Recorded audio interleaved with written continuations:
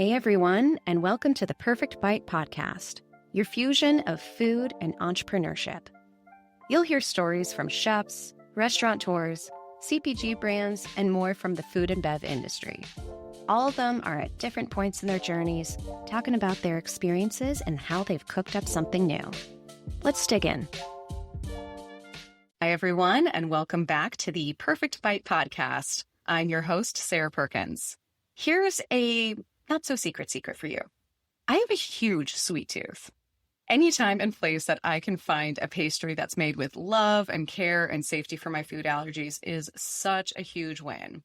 I am so lucky when we moved to Columbus last year, I not only found a mecca of pastries, but a modern and cozy spot of community that we visit on a weekly basis. All of you now need to come to our great cap city, not only for this amazing third space, but for their sweet treats and famous egg sandwich. Please welcome founder and owner of Fox in the Snow, Lauren Culley. Hi, Lauren. Hi. I am so happy to have you on. I've been really looking forward to this. This is exciting.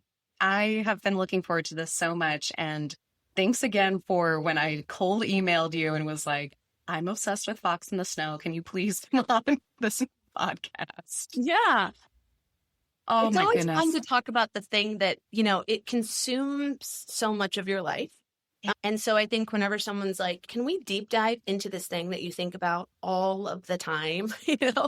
Like, yes, this would be fun. I'd love to do that. Yeah, you're like, finally, someone gets to see the inside workings of my brain. And I love especially your founding story and your journey to Fox in the Snow because it's so sweet. It almost sounds like a romantic comedy. Nora Ephron would write your story and it would be an amazing movie. So let's definitely get into it. Okay, great. So let's take it back a little bit. I always love to start at the beginning. When did you first fall in love with food? What were some of those favorite foods you had as a kid? Well, I think there's different levels of falling in love with food because when I was really young, I grew up in Ohio, I grew up in the Midwest, and the foods that I liked to eat they're really reflective of Fox in the Snow, but they're Midwestern foods, like the big bready cinnamon rolls. Like all the women in my family made these cinnamon rolls, and they even contemplated opening a small bakery, and they would make cinnamon rolls, and they were the best thing that I'd ever had.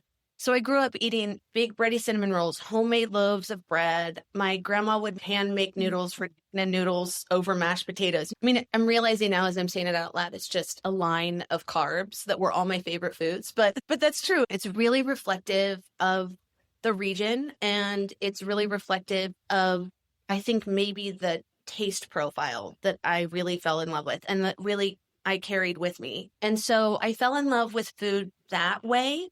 But I didn't fall in love with making food until much later. And I think my first intro to that was when I went away to graduate school. I went to graduate school in Virginia, and I didn't know a living soul in the state of Virginia, and I really had to start from zero. And I cooked for myself, and then I would throw dinner parties to try to bring everybody together and have this community. I think that was my first sort of venture into hosting, serving, the joy that you get from giving and feeding people. So that was my first look into that side of it. Yeah. And then it was in New York. I moved to New York after graduate school.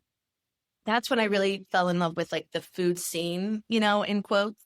And I was living in Brooklyn at the time, and Smorgasbord was there, and a new restaurant was on every corner. And a lot of the people who were involved in food around me were my age. It felt like a community in that sense. And a lot of my peers were either working in restaurants, they were servers, they were at the flea market, that kind of thing. So I think there's been different doors opened into my love of food and into how all of that has played into Fox in the Snow. And all of them happened at very different periods of time, but all of them feel, looking back, completely necessary into this package that we've formed and have given back to everybody with the shops.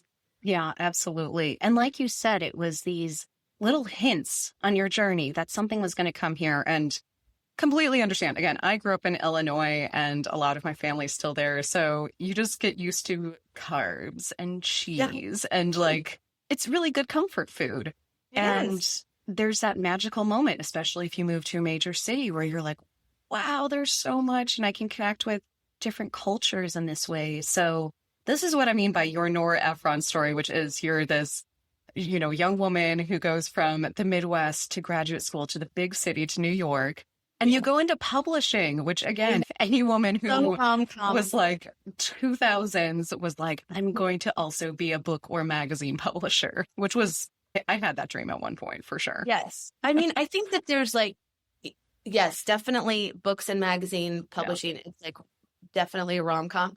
I will say somebody should make well, maybe they shouldn't because it'd probably be a boring movie. But I was going to say somebody should make a movie about what it's really like because it's nothing like that at all. And when I went to graduate school for my master's in fine art, because I wanted to be a writer. And so when I got into book publishing, I think I took that creative side of me. And I think I took that idealized version of what it was like to publish books. And I took that with me. And I think that expectation really set me up to sort of be, it sounds like a harsh word, but to be disappointed by what the job was like, because it is a business, right? And they are doing incredible things by finding these authors and giving them a spotlight and sharing their stories with everybody. And that's really amazing. But I think the business side of it wasn't the part that appealed to me. And so, yeah, I think it never really clicked for me. And in that it never clicked, I started searching for other outlets, other things would click with me. So I was young and single and I was newly in New York. And so I think I tried every single possible thing to see what would click with me. But it wasn't until I started working in kitchens and particularly with pastry that I was like, okay, this was the thing I've been looking for a really long time.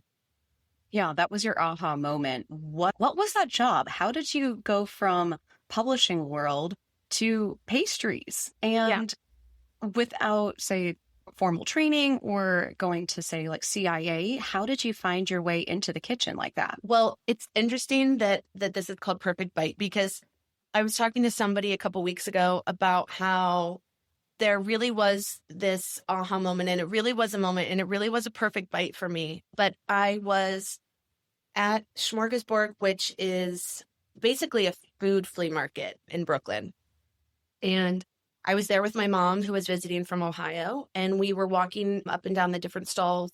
And there was one stall, and it was a bread baker, and he would make mozzarella in the morning, so the mozzarella was still warm. And then he would make kale pesto, and it was all, you could see the big chunks of Parmesan, and it was really sloppy, salty and oily. And then he would rip the bread and he would put it in this piece of paper, and then he would put the warm mozzarella on top and the kale pesto, and then he would put olive oil on top, and you would get this big, messy bite. And I ate it and I was like, I mean, it sounds really dramatic, but it really is true that I ate it and I was looking at my mom and I was like, this is one of the best things I've ever eaten. It's one of my favorite bites I've ever had. And my mom was like, well, you should just go back and introduce yourself. And so we finished the food. I turned around, I went back and I said, do you ever take volunteers? Here's my name. Here's my phone number. Here's my email. Like, I would love to help in whatever way I can. And it was a small startup and it was called Scratch Bread, which is unfortunately no longer around because it was amazing. And they said yes. And so I started working just as a vendor at the flea market. So I'd go and help them set up and I would help them sell the bread.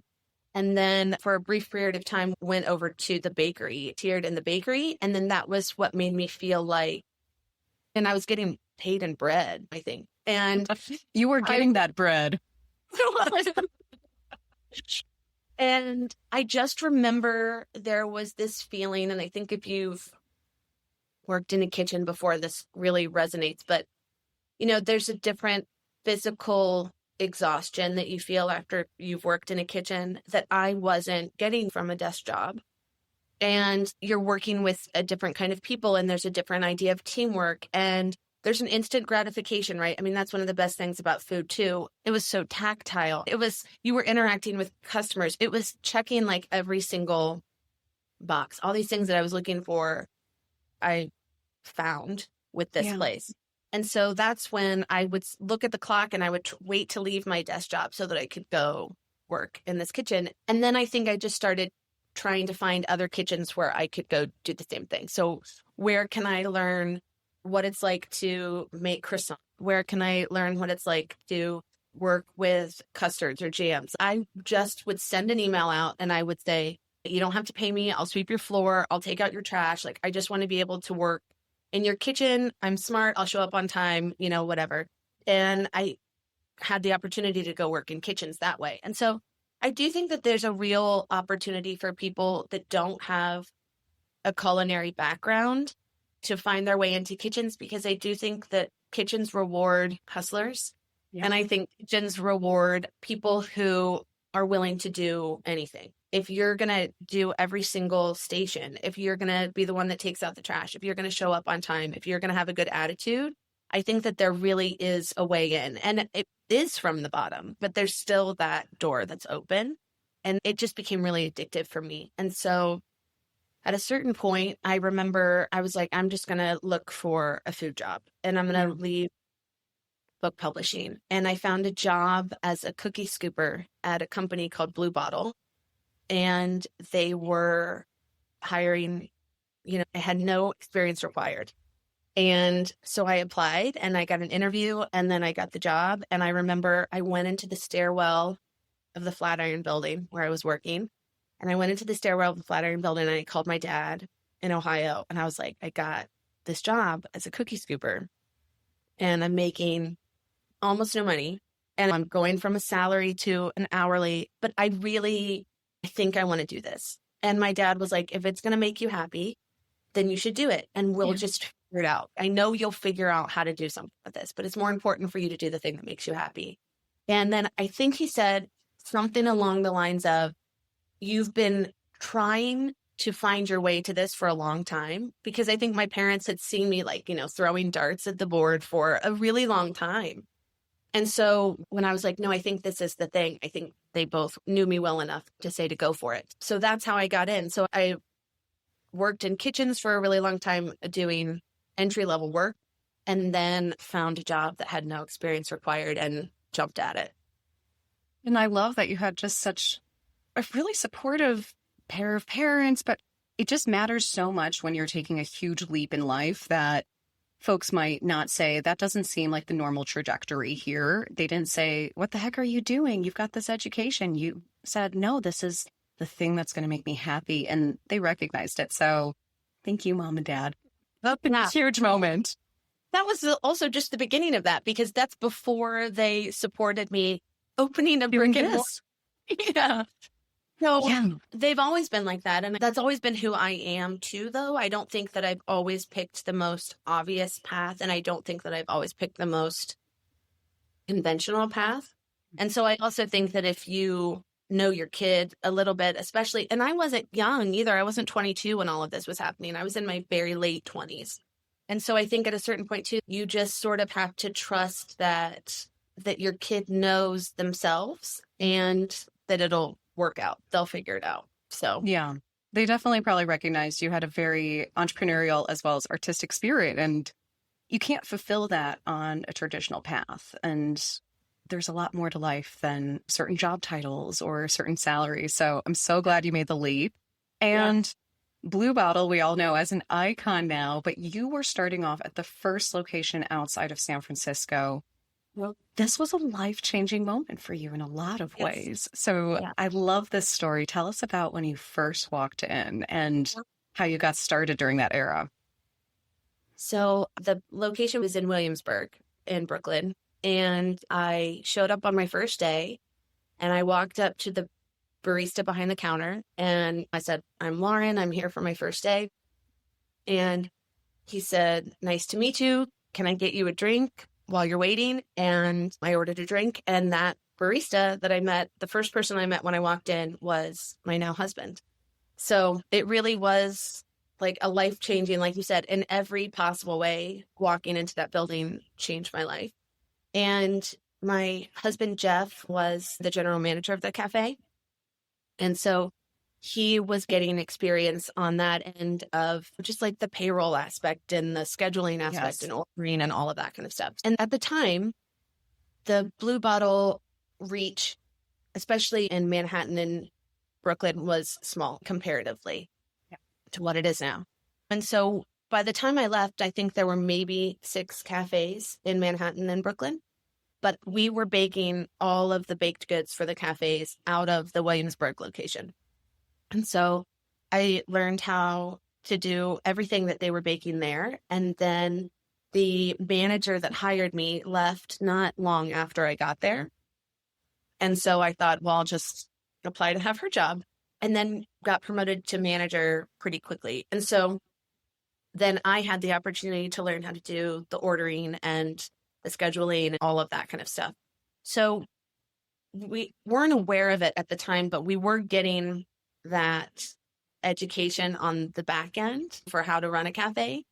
Also, the group that was there at the time, I don't know the exact number, but the number of people that were there at the same time that we were in Brooklyn that have since gone off to open their own locations or coffee companies, it's a really incredible number of people, and they've all been so wildly successful. And there was just something about that time and being there at that time, because Blue Bottle still felt really small. James Freeman, who founded it, and his wife, Caitlin, were still really heavily involved and so kind and so wonderful. And to have examples of founders like that, I think, was huge.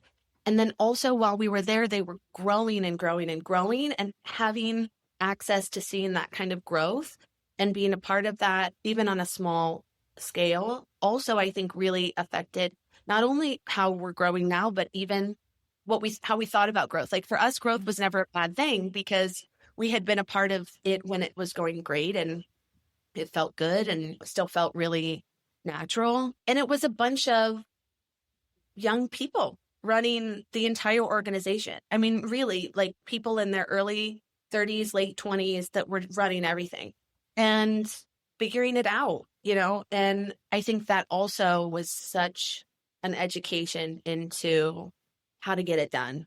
Yes. So yeah, it was a really, really special, magical place. It's now a Shake Shack, unfortunately, but while we were there, it was the best. It was the best. I mean, we love Shake Shack for different reasons, but everything you just said is like the true successful way of looking at whether it's within food, whether it's within tech, almost that startup mentality that you all had, plus the kitchen hustle behind it all. So you were saying we're willing to do anything to get things done. And it sounds like you were making all the pastries for throughout New York. You finally got that chance too to see really high volume production and how you get that done and how you stay consistent, which is really cool. Yeah, that's true. I hadn't thought about that aspect of it, but that's true. That was a really important part of it. Definitely. So you didn't love book publishing in terms of business, but it sounds like you fell in love with all the little components that come together when it comes to being in the early stages of an F&B storefront and how you really get that up and going. So what was really that moment that you said, I think I need to go try something on my own. I want to do something like this myself? Yeah, I think there were 2 things that happened. So some of our best friends, Will and Kathleen Pratt, who own Tandem Coffee up in Maine, they had been part of the early days of Blue Bottle, and they were one of the people that left to go do their own thing. So Jeff had been friends with them, and they had gone from San Francisco to New York, and then they moved up to Portland, Maine to go do their own thing. And so Jeff and I went to go visit them, and they have an incredible space up there. They have 2 incredible spaces, but at the time they had 1 incredible space. And I remember when I was there for the first time, I walked in and I was like, yes, this is what I want to do. It was them behind the counter. The customers were coming in. They knew the customers. The vibes felt incredible. The food was great. The coffee was delicious. It was just perfect. And it made me feel great. And it made me feel like something that I really wanted to do. And so I think when we were up in Maine, I think that was probably the first time that Jeff and I were like, well, what if we did something like this? And then when you see people who are your peers who have done it, you're also like, well, I can do this. People are doing this. This is an option. And so that was the first thing that happened. And then I came back to Ohio to visit my family, and I had gone to undergrad at Ohio State. But when I came back, it had been 10 years probably since I had been in college. And so I came back to visit, and I remember feeling like the city had changed a lot, and it felt really different than when I had been an undergrad there.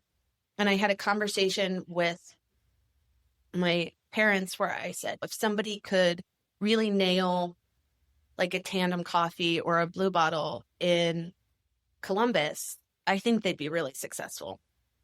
And my dad said, well, why don't you just come back and do it? And then as soon as he said it, I was like, I can do this. I can come back and do this. I mean, the naivete, right?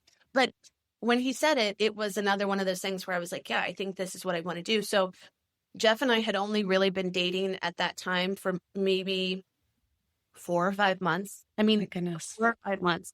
And I flew back to Columbus and we went out for a beer. And I was like, I think I'm going to move back to Ohio and I think I'm going to open a bakery. And he was like, I'll do it with you. And I was like, oh, thank God. So I didn't want to go back. And I wanted him to want to do it. Yeah. And so that was it. Like we sat at this bar and we were like, we're going to do this. That was probably in the spring. And by December of that year, we had left Brooklyn. My goodness. My goodness. Yeah. What a huge change too. And again, that leap of faith. You have a lot of kismet that happens with this story. And you really follow your gut, which is so important. Yeah. And I think part of that too is I didn't have a lot to lose, right? Like I was still paycheck to paycheck, and I was still able to sort of just go with the flow and go where the wind went. And I do think that there's something really freeing about that. The deeper that we get into business, the more my risk tolerance goes down, because there's so much at stake.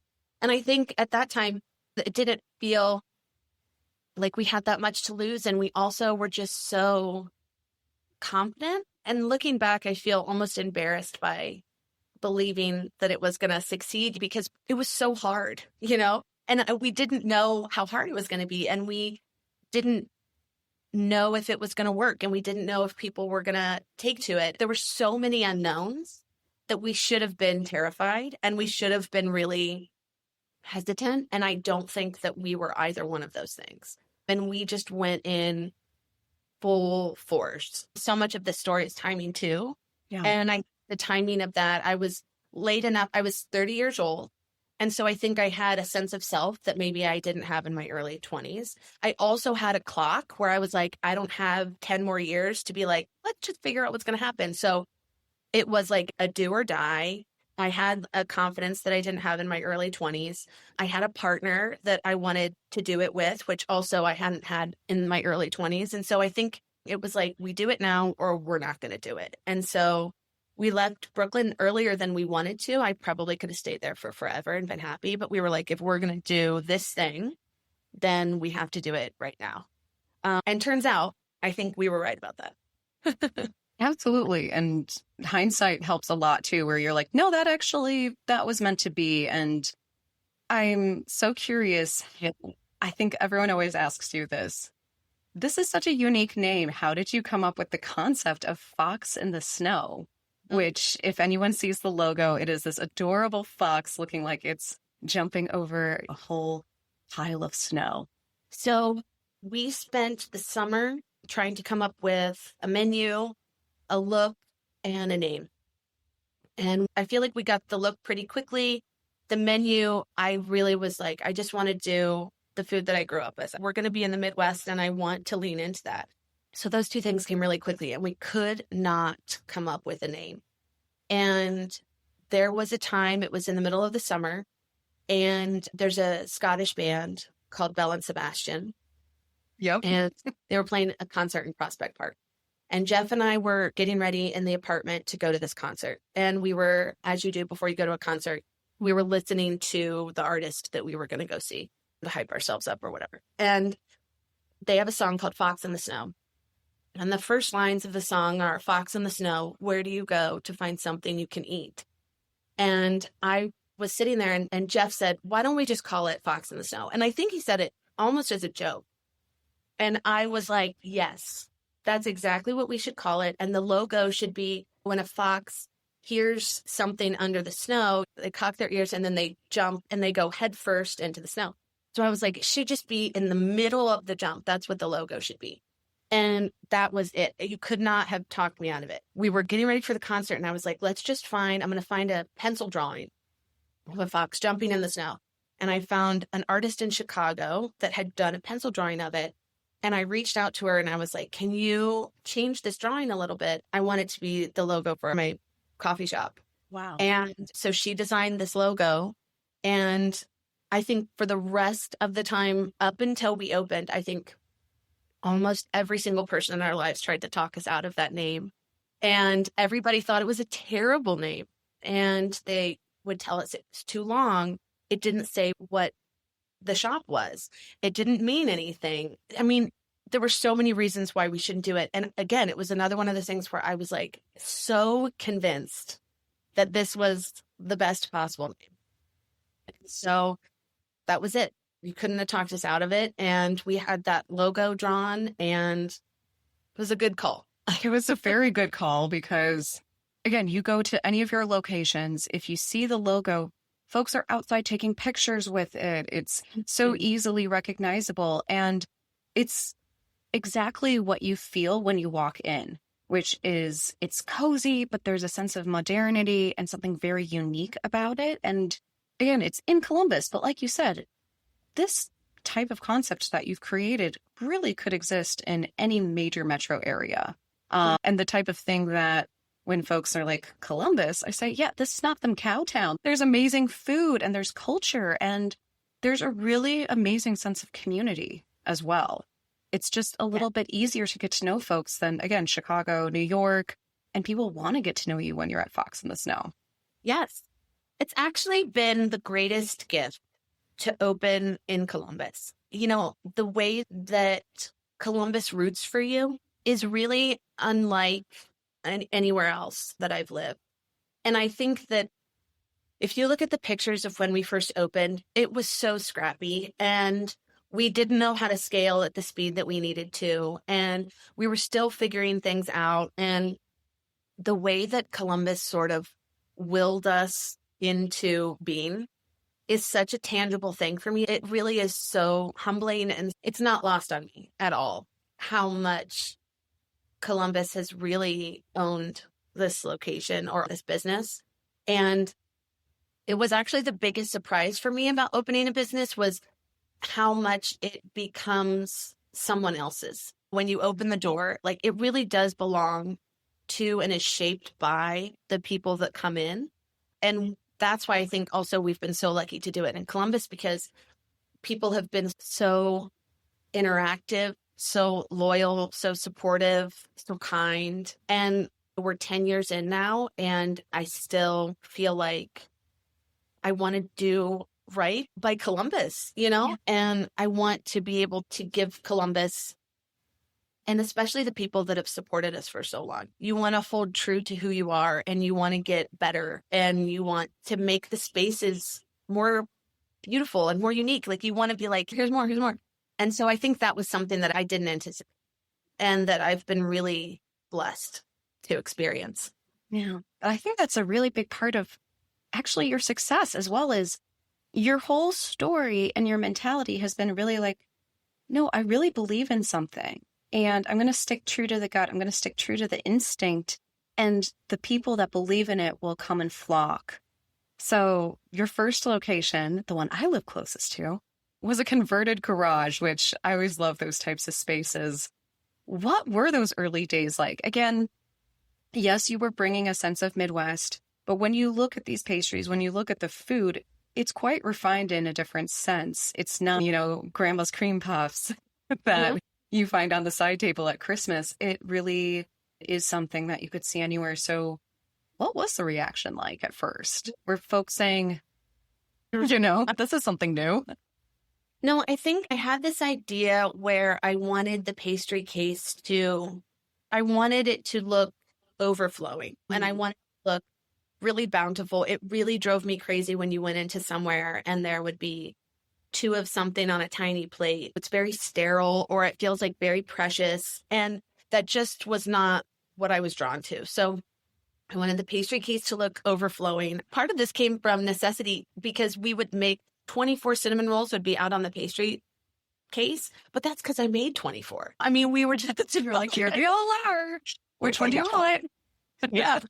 So I think in the beginning it came out of necessity, but now it's really a staple of who we are. It's like you want to go in and see this pastry case where it's just full and there's different angles and there's different colors. And it was also something that I was really intentional about, where I kind of hate the toothpick in one of the pastries that has the little name on it. And I thought, well, we're not going to be making anything crazy. It should be visually familiar and accessible. And so a muffin's going to look like a muffin. A cinnamon roll is going to look like a cinnamon roll. And so we didn't put a name on anything. And I was like, no one's picking what they want because of the name. You're picking what you want because of how it looks, you know? So I was like, I don't mind if somebody comes in and they're like, I want one of those and one of those and one of those, because that's what I want. I want you to pick the thing that is beautiful, that you're drawn to. So I just wanted really familiar flavors. I wanted everything to be accessible, but just slightly elevated. Yes. My grandma's recipe for cinnamon rolls had a lot of Crisco in it. So I was like, well, let's just elevate it. We're not going to use Crisco, but let's figure out how we can make this just as good, but we'll use really high quality butter. So it was a lot of making those kind of switches. But in the beginning, I mean, like I said, we thought we were going to be a coffee shop and we thought we would sell some baked goods. Right. And I think within a couple weeks of being open, we were like, no, we are a bakery and we sell coffee. And so that pivot that we had to make, I mean, we've made that pivot now like 10, 20 times at this point where you're like, no, we're this thing. And then you're like, oh, nope, we're actually this thing. Or this thing is so popular, now we're going to have to really lean into that and change how things go. So the original business model had us selling 20 egg sandwiches a day. And we were like, we'll be lucky if we sell 20 egg sandwiches a day. At this point, we've sold over 1 million of them. And each location is selling hundreds and hundreds a day. So it really was, I thought we'll have a sticky bun, we'll have a cinnamon roll, we'll have a donut, like we'll just have these really accessible, really easy things. And a lot of those things are still in the pastry case. A lot of those original items that we really probably just won't ever get rid of. A buttermilk biscuit with house-made jam, a blueberry scone that's not dry. Those kind of things, that's what we opened with. And then I think that we've sort of tried to expand the menu, but not in a way that felt like it was too far off from who we are, from what the core is. So we might make a really beautiful custard, which is like a high skill item to make, but we're going to put it in a pie dough, which is just like a real basic pulsing your dries and your butter kind of pie dough. So it's like real high-low. Yeah, that is the most perfect way to put it. And it is because you're like, well, I recognize this and it feels accessible to me. And again, when you're standing in line in the stores, you see people from all backgrounds. You see people who are clearly regulars who are like, hey, nice to see you. I'll grab this and this today.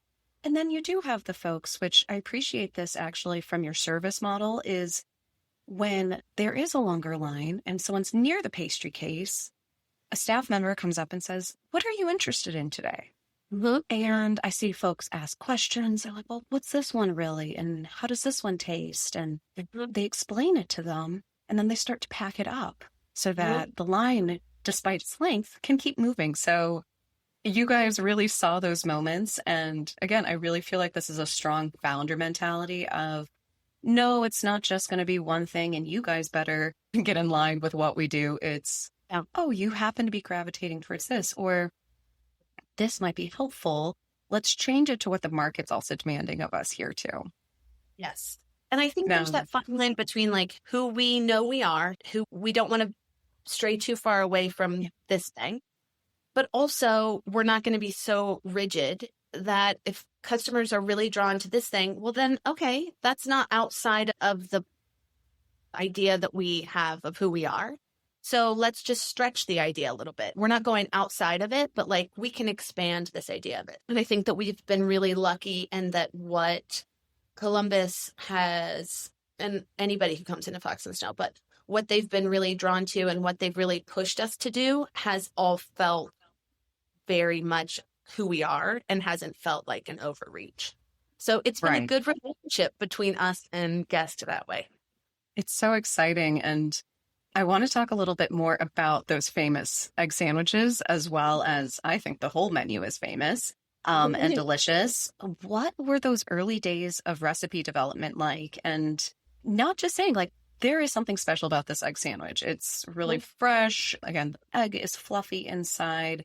The ingredients, again, feel high end, but nothing, like you said, crazy that you're having right there in the morning. So what was that process like to create those perfect moments, your own perfect bites? Yeah, that was another out of necessity thing because when we opened, there were 2 bakers. It was me and one other person. And because we were a coffee shop, right? We weren't a bakery, so we didn't need a lot of bakers. So it was me and one other baker. And we didn't have a flat top because we weren't a restaurant. And we knew we couldn't make things to order. So we knew if we were going to have an egg sandwich that we needed it to make however many at a time, 20 at a time. So the only way that we could make 20 of something at a time was if we souffled it in a hotel pan. And so that's where that came from, because I knew I could make 20. And if I made 3 of them, then I could make 60 egg sandwiches. And the labor for that was within one person's ability. And so that's really where it came from. But then we also were so, I mean, I'm embarrassed to say this too, but when we opened, we didn't have a supplier. So like we weren't working with like a Cisco or a GFS or anything like that. Yep. So we were still doing what a lot of small businesses do. And we would get our Costco business card and we go to Costco and we fill up our car and we would go do it that way. And then we found a bread. Actually, my mom found a bread because we were selling through so many egg sandwiches. We sold out of the bread that we were using. And my mom went out and my mom found this bread, this ciabatta bread. And we were like, oh my gosh, the sandwich is even better this way. And it's still the bread we're using a decade later. So it really was just all of these sort of like happenstance things that happened. But the egg sandwich really, it is unique in that, you know, there's a mustard on it, which most of the time, if you have ever worked behind the bar or behind the line on like a busy Saturday and somebody comes up and they've never been to Fox in the Snow before and you're like trying to push them to the egg sandwich and you describe it and they're like, ugh, mustard, you know, and you're like, I promise, like, I know, or they're like arugula, it's kind of peppery. Right. I promise, like, it's going to work. And if you don't like it, bring it back. I'll give you your money back for it. But I'm like, I promise it's better than you think it's going to be. And I think that's also played into our favor, that it isn't something that people have had before, right? So there's nothing to compare it to. It's not like, well, when I've had this kind of egg sandwich 10 other times, this ranks high or low among those. And then also you go into it being like, I don't know that I'm going to like this very much. Then when you have that first bite, then now we've just blown through all of your expectations of what it's going to be. But it's really been probably the best thing that's come out of that shop, food or drink wise, for sure. It really is incredible. And like you said, you might think, some of those are more polarizing ingredients, but altogether they just taste incredibly fresh and exactly what you need. I love that after walking over or a run over, and it just makes you feel right at home. It really does. And it's, you know, I think that was another. We always split it in half. Yeah. But I also was like, when I was growing up, I didn't have a 2-3 bite pastry. Like I was having these huge cinnamon rolls or like a muffin that was like a Texas sized muffin. Like I really believed that we should have things that reflected where we were and that reflected what I wanted to eat. We always were like, we're going to make the space we want to visit and we're going to make the food we want to eat. And yeah. And the egg sandwich is indicative of that. It's very big. 100%. It's a patisserie. It's not delicate. And if you want that, there are other spots for it, but this is not what Fox in the Snow does. I even recently went in and was like, okay, I'm picking up some to go. And he just have one of those mornings. And I said, give me the biggest chocolate morning bun you have. Yes. and Yeah, this is going to make me feel better. And they said, this one's really big. And I said, perfect. that's what I Going to need. do it. Yeah. Yes. I mean, you're not having a cinnamon roll every day. It is an indulgent. And me, I'm like, if I'm going to be indulgent about it, there's also something you go to a restaurant and you get a piece of chocolate cake and the piece of chocolate cake's like this big. And I'm like, somehow this is going to taste better to me than if I had a tiny sliver with a little raspberry on top. That's just also who I am. But yeah, the bigger, the better. Bigger, the better. 100%. So another really unique aspect, which again, 10 years ago, 15 years ago, we wouldn't be saying this. To date, you still do not offer Wi-Fi for free or just on demand to customers within the store. So if you do want to work at the Fox in the Snow, well, one, don't do it during the busiest times because you got to keep things moving for everyone. But this is where you're saying, okay, I got to put my personal hotspot on. Why is that still such an important decision for the culture and the environment that you want in these locations? I can attribute almost all of that to Blue Bottle and to the Freemans. And when we worked at Blue Bottle, there was no Wi-Fi and they had one size latte and there weren't 100 flavors and there was not artificial sweetener. Like they were like, this is who we are, like you said, and there are lots of other places to go get these other things. And they really leaned into that. And so being that's sort of where we got our footing, we were like, yeah, that makes sense. And then also from a barista's perspective, nobody wants to be a barista in a shop where everyone is on their headphones and it's this completely silent place and you can hear every word of the music that's playing, you know? So we really did want it to be a place where you came in, you talked to the regulars, you talked to the customers, people were interacting with each other. And then also from a business perspective, if I have an entire shop filled with one person taking up a foretop on their headphones, I'm not going to be able to stay open. And so it was a combination of all of those things. And when we opened and we had no Wi-Fi, I mean, the backlash, the anger. I remember we were like a week into being open. We were like so overworked and so tired. And I had this woman walk up to me and ask for the Wi-Fi password. I was like, I'm really sorry. We don't offer Wi-Fi. And she was like, well, good luck closing. And I remember being like, oh my God, she's right. We're going to close. But that was who we were. And we weren't going to back down from it. So it was really just where we came from. And it was a combination of our size, of who we were, of what we wanted it to be like for us, for the customer. And so, yeah, we still don't have it. And if you go into a Fox in the Snow, everybody's talking to each other. Everybody's meeting with each other. They're loud. They feel very alive. And it's exactly what we wanted. And look, people have hot spots now. So it's not the kind of place where you couldn't do it if you wanted to. But there also are really no outlets in the cafe, which was very intentional. So it's an interactive space and it's supposed to be a community space. And yeah, it's still something I really very firmly believe in. Yeah. And it works well. Like you said, I have lived in Columbus for less than a year. I know team members' names at the Fox in the Snow, whether I'm sitting alone and maybe often mornings I've read a book with a latte and I've had someone come up and say, do you like that book? And they naturally start conversation. Or I've sat at the community table and someone else who, again, just grabbing a spot sits down. And it just makes a world of difference, especially in a time 5 years ago, we're all so disconnected from each other during the pandemic.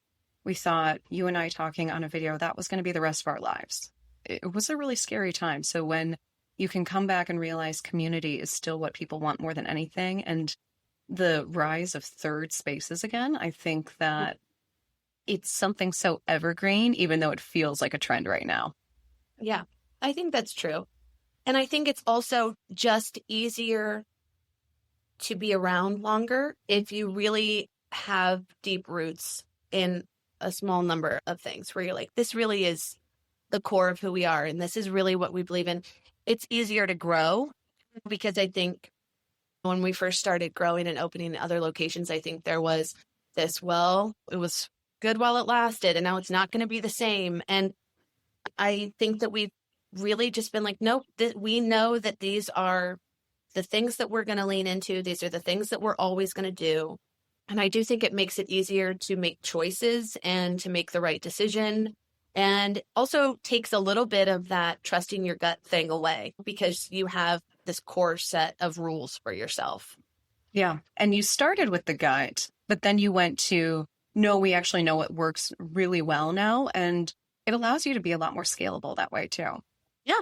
And I think then too, from a founder perspective, if everyone around you knows what those rules are, and everyone around you knows like, well, we don't do X, Y, or Z, then the founder doesn't always have to touch every single thing. And they don't have to white knuckle every single thing because there's this culture of expectation or this culture of understanding too of who you are and how you do things and that sort of thing. So yeah, I think it's been something that I don't think we were intentionally doing in the beginning, but then ended up being really great.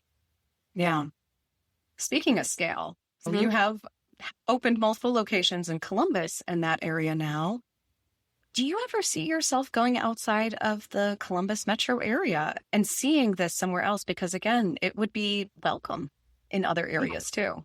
Yeah. I like to think that we could go into a neighborhood almost anywhere and we could fit into that neighborhood and contribute to that neighborhood because we're not doing anything that's completely new. I mean, it's a gathering space with really good food. And I think there's so many different places where people want that. So yeah, we have 4 locations in Columbus. We'll have 5 by the end of the year. We'll hopefully have 6 in Columbus by this time next year. Wow. And then, yeah, I think we would love to go outside of the Columbus area. Yeah, I think that's, like I said, coming from that background, that Blue Bottle background of growth and of growth not being scary and of growth being something that a healthy business did. I think that's something that has sort of always been in our business model or on our radar. I don't think we ever really felt like, well, let's just be a one and done kind of business. But again, that was a lot of the influence of the places that we had come from. Yeah, absolutely. And that can work for some folks, but you've got the growth mindset here. Yeah, I think so. And the only thing that we've run into that's really tricky is how do you scale really handmade everything? So everything at the shops is still done by hand. Everything is still hand folded, hand rolled, put together, hand pinched. Like every single thing is still done from scratch. And so we were talking about numbers a couple of weeks ago, and we're making, at this point, by the end of the year, we'll be making just tens of thousands of pastries every month just to meet up with demand. And that's with just the 4 locations. And so then we have to have these really serious conversations about, well, how do you make a cinnamon roll where we're still hand rolling it and putting every single part of it in? No machines are doing anything. And so how do you go from making 10,000 of something to having now 6 locations, and now we're going to make 15,000 of something? And by the end of next year, how are we going to make 25,000 of something? And so I think that's the challenge now. I mean, it's something that I think that we'll be able to do, and it's something that is exciting. It's another one of those we'll figure it out kind of things. But yeah, I think when you first open and you are making 24, that's never somewhere where your brain goes. Yeah. You don't want to move too quickly because like you said, then you feel like, oh, well, now that feels like a waste or that didn't work out well. And so I feel like you are growing at the appropriate rate that works well for you guys. But I think you would also be totally bored. It sounds like if things just stayed the same, that they were at the same level, it sounds like you two would love to see, what can we do next? Where can we take this to the next level? And it's just so important. And I think such an amazing example for the people in your life, your kids, everyone to see like, now I can try something new. And guess what? If it's not perfect, it's okay. You just try something else. Yeah. Well, thank you for saying that because it is a lot of, I think you would think as the deeper you get into it, the more confidence you have in what you do. But like I said, there's so much more that you're responsible for. And there's so many more people that you're responsible for. And the expectation is higher the longer that you've been around. And so I do think that there's still a lot of unknowns. And so it doesn't prevent you from making the risk or taking the leap, but it's harder to do so than in the very beginning, I think. Yeah. Couple last questions here before the world's best and hardest question. So, what are some of those other biggest challenges that you've been facing lately that are pushing you to the next level? I mean, we're going through a very interesting time, just as a country, as a global community as well. And it's almost like we just don't know what's coming next. There's always something. So, how are you taking those moments in stride with not only the specific challenges of Fox in the Snow, but everything else that's happening with to food and bev, hospitality, and the agricultural industries that we've got going on here? Yeah. It's something that we have a lot of internal conversations about. And I think Jeff and I were talking about this recently about how do you prepare without panic? And I think that's where we've sort of landed. I think when all of this was going on with egg pricing, and we're egg sandwich heavy, we're enriched dough heavy. And so that is a real thing that we felt. And so it was a lot of, okay, well, let's prepare. Let's come up with a scenario A, B, and C so that we can pivot if we need to, so that we can be prepared when we need to be. And then knowing that we have A, B, and C, let's not panic. But I think if you are an entrepreneur that went, especially in the food industry, that went through COVID, I do feel like there is this sort of, we did COVID, and that was, how did we do that? And so I think it did sort of give you, a little bit of an armor or a callus even, where you think, this thing was so hard and we did this thing, so we can do this next thing that comes up. And I think that even some of the people on our team that have been around for a really long time, I think they feel the same way. I'm glad to hear that because, again, uncertainty is going to be part of life. We don't get to choose what the uncertainty is. But like you said, when you've been through those tough days, it really helps you get through the next ones. And you can say, I got myself back up again. We all did together. And so also thank you just for Fox and the Snow for being this place where, again, you see people through all walks of life and everyone's welcome. So it's the greatest feeling in the world to go in there. Yeah. Thank you for saying that. And that's been, sometimes you'll talk to people and they're like, well, what's your customer base? And I'm like, child to, late 80s. Like I think the beginning, it's everyone. And that was also something that I think we've just been really overwhelmed by, which is people coming in as young kids, having memories there with their families, that there's like a nostalgia to coming, or, like you said, being a part of people's routines. And what a gift that is, that people have integrated your space into their weekly lives, their daily lives. So that's been another one of those things that I just have felt so blessed to witness and to be a part of, which is the range of people that are in there and how people have gotten engaged there. They met their partner there. People will say, oh, I had a baby. And the first thing that I had after I had a baby was I wanted Fox in the Snow. So it's like those kind of memories. I think we're just really lucky to be a part of that. I think you're going to be extremely long lasting because of that too. And you've done it right, which is awesome. Thank you. Thank you. So what is one piece of advice, because I know you've learned many over the years, that you would give someone who is looking to be an entrepreneur themselves, whether it's within the food industry or any type of business? There are two things that I think about a lot. One of them is trusting your instincts. And I think that sometimes you don't even necessarily know that they're your instincts, but trusting your gut, trusting what you know. And if you have a really strong vision of something, really digging your heels in when it comes to seeing that through. And then the second thing is being prepared to have a completely different job every year, every 6 months, really. And I don't know that we fully understood what that meant when we first started.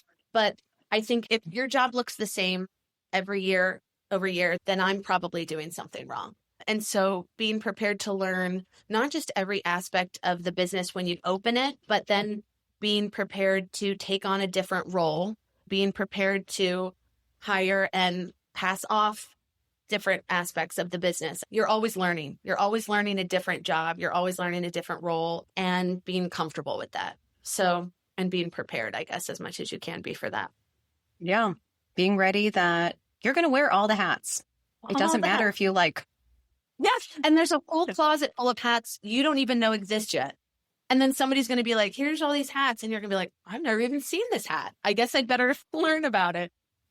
Oh my goodness. It reminds me of 27 dresses. And instead, now we just have the next level of closet for your entrepreneurial hats here. Yeah, exactly. The like clueless spinning closet. Yeah. The dream. The dream. Someone still has to create this. I know. Oh, wow.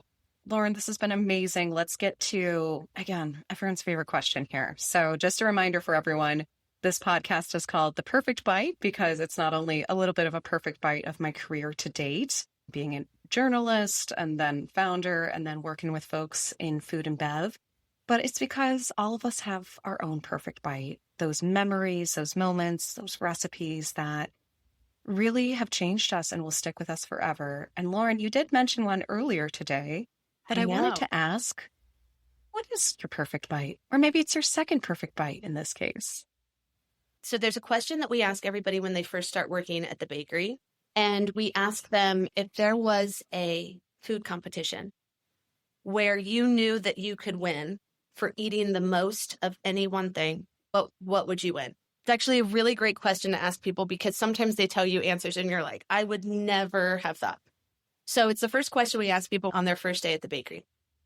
My answer is, and my perfect bite is, the most Midwestern thing imaginable, which is a plate of homemade mashed potatoes with chicken and noodles on top of the mashed potatoes, homemade noodles, pan-pulled chicken, and that's a perfect bite. And it's the most bites I could eat. So for me, it's like one of my first memories. It would be my last meal, and it's the thing that I could eat the most of. So to me, there's nothing better. I love this. Midwesterners that you're putting like a gravy pasta on top of mashed potatoes. It's a hard sell, but the carbs on top of carbs for me, it's as good as it gets. It's two types of carbs. It's not the same carb. Thank you. I totally understand. And it's so an answer you wouldn't expect given your business. So I wonder if one day you'll channel those flavors into a pastry. That is a really good idea. I do think that there has been something, though, about making thousands of a thing that isn't my favorite thing, because then my favorite thing can remain my favorite thing. You know what I mean?